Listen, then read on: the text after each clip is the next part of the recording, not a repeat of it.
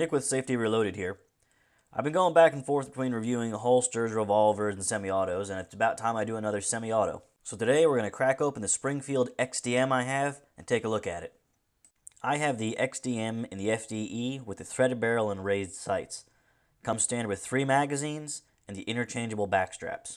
So this is the XDM. The thing I want to mention about the XDM versus an XD is it has the interchangeable backstrap so you can adjust it to whatever size hand you have. They also more notably have the ambidextrous magazine release.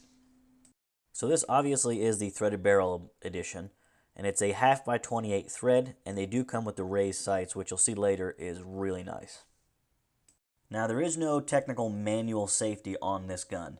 What you have is the 2-piece trigger safety and the grip safety, which requires you to have a full grip around the back of the gun in order for it to fire. It also has a loaded chamber indicator, and on the rear of the gun, there's actually a striker fire status indicator, I think is what they call it. So I had the fortune of buying my gun during the Gear Up sale from Springfield Armory. So they send you 4 additional magazines, a paddle holster for the gun, and a double mag pouch for it as well. Now I think they're touting this sale as $180 savings. So, for the price of the gun, you get the 7 magazines, the paddle holster, and the mag pouch. Now to put things in perspective, that's 7 magazines. The standard capacity on the XDM is 19 rounds. Now that's a lot of ammunition for a walking around gun. It's 19 plus 1 rounds of available ammunition. And that's not including the other 6 magazines you just got for a capacity of over 130 rounds available to you. Just to compare, that's 19 rounds. My SIG 226 Legion only carries 15 rounds plus 1 in the chamber, and it weighs damn near twice as much as the XDM. Now with the threaded barrel and the raised sights, it's almost a no-brainer that you're going to put a suppressor on this firearm. The raised sights are going to give you that perfect sight picture above the suppressor, depending on the size, of course, and that 1/2 by 28 thread is going to give you some availability to put a suppressor on there. Now I've got my AAC Tyrant in 9mm on here, and it really is a pretty good fit. The sights give me just enough of a picture above it to really get on target, and it doesn't add the additional weight to the gun. Now I would kind of prefer when I'm using this to use it with an all-steel gun because it doesn't give me any of the nosing down issues you get with a suppressor. It just feels more comfortable with the additional weight in the rear of the gun versus with the polymer guns having the gun and the can weigh the same. Now I already mentioned that the raised sights are going to give you that good sight picture above the suppressor, and here's actually what you're going to see with the can on. Now it's all fine and dandy in this academic setting on paper, but let's actually see what she does at the range.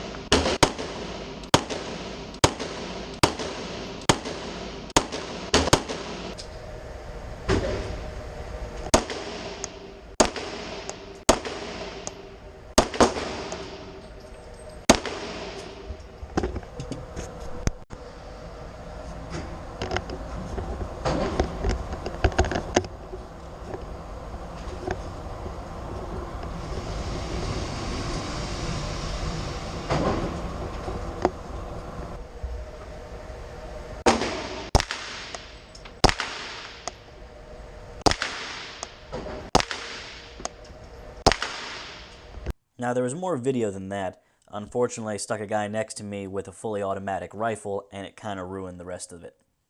However, I can tell you that the gun functioned perfectly with and without the suppressor. The suppressor did make an obvious, noticeable difference, which you can even tell in the video. And it was a very comfortable gun to shoot. The ambidextrous magazine release worked well with and without using my dominant and non-dominant hands, but the slide release is only on the left side of the firearm. It's not ambidextrous. Now, one irritating thing I'll mention is I did specify in the Gear Up sale that I've got the raised sights on my gun, and the holster they sent me, the front sight keeps catching on the holster.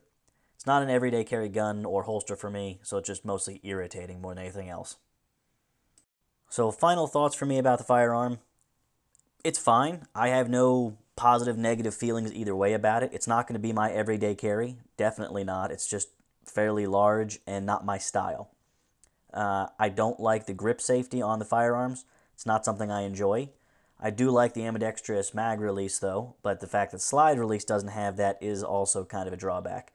It's not something I can put in one of my left-handed friends' hands and it'd be an instant, obvious answer for them. Now that being said, it runs. No matter what round I put in it, no matter what quality ammunition that I put through it, with and without the suppressor, it just runs. I've got over 1,000 rounds at this point, and the damn thing is just working. I've had no malfunctions, no issues, no failures to feed, no failure to eject, nothing. Everything about the gun has worked as I expect it should.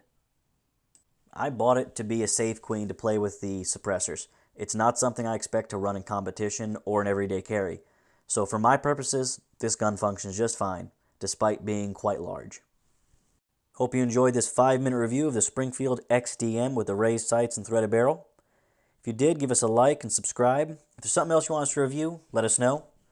Again, this has been Nick with Safety Reloaded. Keep training.